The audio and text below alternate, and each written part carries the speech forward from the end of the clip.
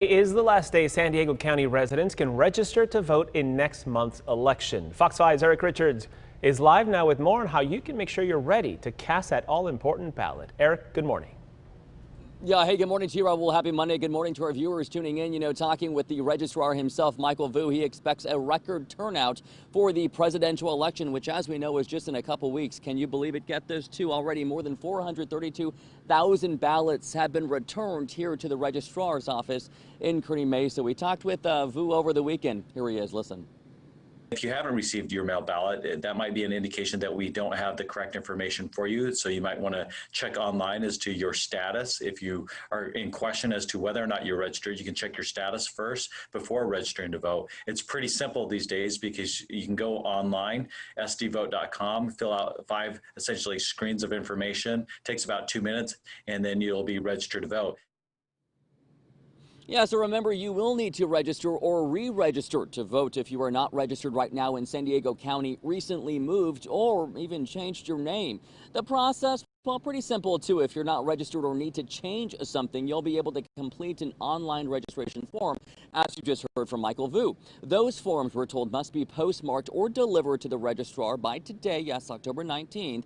The office here on Overland Avenue will be open until 8 o'clock tonight. Voters may also register online until midnight. Back out live in Kearny Mesa, so keep in mind early voting already underway here at the registrar's office. Voters can cast their ballots anywhere from 8 a.m. until 5 p.m. Monday through Friday. Live here at the registrar's office. We'll get it back to you for now. Got it. Eric Richards, thank you. President Trump and former Vice President Joe Biden continue to make their push in battleground states. As Doug Luzeta reports, both candidates are also preparing for the final debate. President Trump will be in Arizona today. It looks like former Vice President Joe Biden will spend a few days off the campaign trail as both sides prepare for Thursday's big debate. And as far as I'm concerned, the Biden family is a criminal enterprise. It really is. And President Trump accusing the entire Biden family of corruption. And this was in Nevada, a state Trump lost 4 years ago. Today he heads to Arizona, a state he won back in 2016. But a recent poll there shows that Biden now has a 3-point lead. Hello, North Carolina! Joe Biden was on offense in a state Trump won last time, but North Carolina may be more of a dead heat now. He hit the president on his handling of the coronavirus. Trump said in one of his rallies, "We've turned the corner."